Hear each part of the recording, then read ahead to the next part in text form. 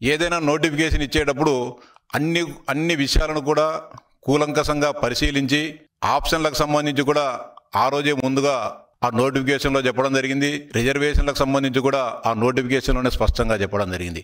ఇప్పుడు merit list విడుదలై రేపటి నుంచి ఎవరైతే అర్హత సాధించారో, ఎవరైతే ఉద్యోగాలు పొందుతున్నారో వారందరికీ సర్టిఫికెట్ల వెరిఫికేషన్ కూడా రేపు ప్రారంభం కావడం జరుగుతోంది.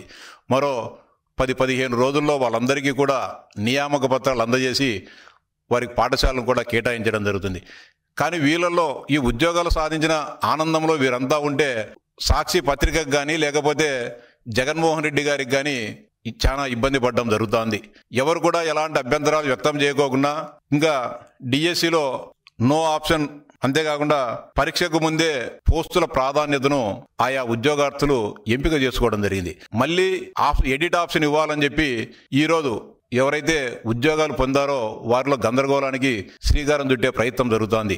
ఈ సందర్భంగా ఉద్యోగాలు పొందుతున్న నిరుద్యోగ యువతీ యువకులందరికీ కూడా విజ్ఞప్తి చేసేది ఒకటే, 16,347 పోస్టులను భర్తీ చేయడం జరిగింది.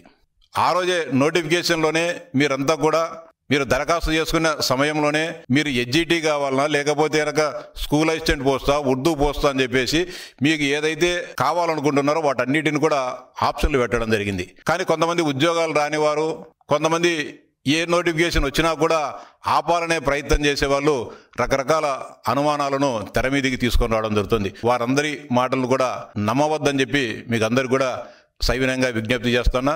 రేపటి నుంచి జరిగే సర్టిఫికెట్ల వెరిఫికేషన్లో మీరందరూ కూడా పాల్గొని ఈ రాష్ట్ర విద్యాభివృద్ధిలో మీరందరూ కూడా భాగస్వాములు కావాలని చెప్పి విజ్ఞప్తి చేస్తా ఉన్నా.